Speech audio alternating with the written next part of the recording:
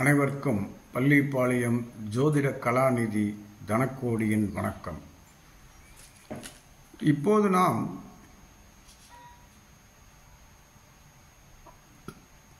இரு தாரம், அதாவது இரண்டாவது திருமணமும் ஒருவருக்கு நடக்க வேண்டுமென்றால் அதற்கு என்ன கிரக நிலை ஜாதகத்தில் இருக்கும் என்று பார்ப்போம். அதாவது 7ஆம் அதிபதி 11ஆம் அதிபதியுடன் தொடர்பு பெற்றிருந்தால் இவருக்கு இருதாரம் ஏற்படும் வாய்ப்புண்டு. அடுத்து 7ஆம் அதிபதியும் 5ஆம் அதிபதியும் சேர்ந்து 7இல் இருந்தாலும் இருதார அமைப்பு ஏற்படும். அடுத்து 11ஆம் அதிபதி வலுப்பெற்று, அதாவது நல்ல பலத்துடன் இருந்து 7ஆம் அதிபதியை பார்த்தாலும் அந்த ஜாதகருக்கு இருதார அமைப்பு ஏற்படும். 11ஆம் அதிபதி வலுவுடன் இருந்து 7ஆம் அதிபதி நீசம் பெற்றாலும் இருதார அமைப்பு உண்டு. அதேபோல 11ஆம் அதிபதி வலுப்பெற்று இருந்து இந்த 11ஆம் அதிபதிக்கு 7ஆம் அதிபதி பகை கிரகமாக இருந்தால் இந்த ஜாதகருக்கும் இருதார வாய்ப்பு உண்டு. 7ஆம் அதிபதி கேந்திரத்தில் இருந்தால், இது மிகவும் முக்கியமாக கவனிக்க வேண்டியது, 7ஆம் அதிபதி கேந்திரத்தில் இருந்தால் இந்த ஜாதகருக்கு 2க்கு மேற்பட்ட திருமணங்கள் அமையும் வாய்ப்புண்டு. இதை கவனமுடன் பார்க்க வேண்டும். அதேபோல 11ஆம் அதிபதி வலுவுடன் இருந்து 7ஆம் அதிபதி தன் வேதகன் வீட்டில் இருந்தாலும் இருதார யோகம் கண்டிப்பாக உண்டு.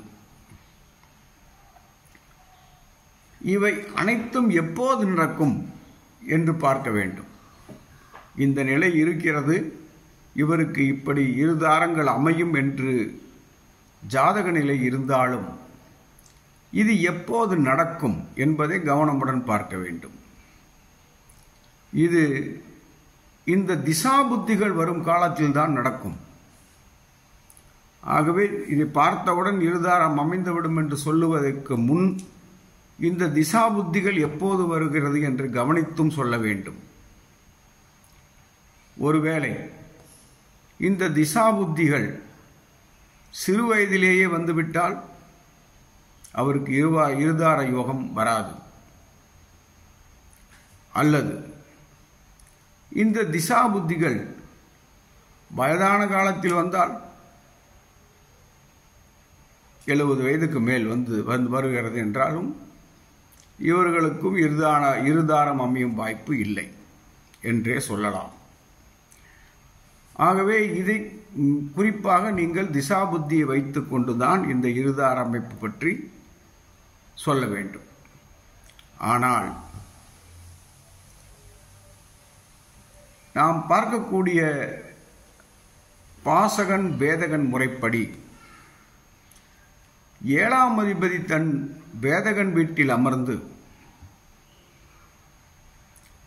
11ஆம் அதிபதி தன் பாசகன் வீட்டில் அமர்ந்திருந்தால் இந்த ஜாதகருக்கு இருதாரம் அமைந்தே தீரும்.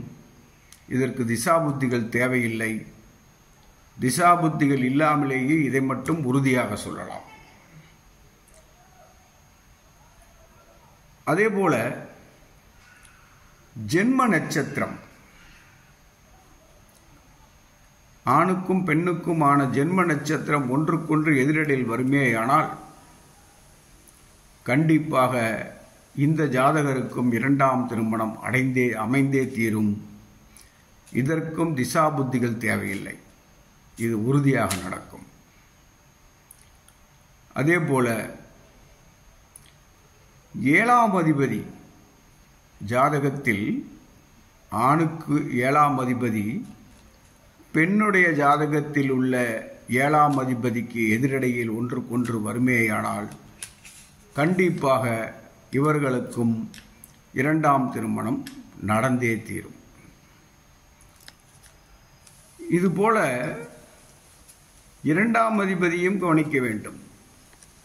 குடும்பம் அமைய வேண்டும் என்றால் 2ஆம் அதிபதி நன்றாக இருக்க வேண்டும். இந்த 2ஆம் அதிபதி கெட்டுவிட்டாலும் அவர்களுக்கு திருமணம் அமைவது என்பது மிகவும் சிரமமாக போய்விடும். அப்படி இருக்கும் போதும் கண்டிப்பாக ஒரு ஜாதகத்தில் குடும்பஸ்தானம் கெட்டு இன்னொருவர் ஜாதகத்தில் குடும்பஸ்தானம் நன்றாக இருந்தால் கண்டிப்பாக அவருக்கு 2ஆம் திருமணம் நடந்தே தீரும். இவைகளெல்லாம் கருத்தில் வைத்துக்கொண்டு நாம் 2ஆம் திருமணம் உண்டா இல்லையா என்பதை பற்றி ஆழமாக சிந்தித்து சொல்ல வேண்டும் என்று கூறிக்கொள்கிறேன். நன்றி, வணக்கம். மேலும் விவரங்களுக்கு நீங்கள் என்னை தொடர்பு கொள்ளலாம். எனது ஃபோன் நம்பர் 93 64 11 12 94. நன்றி.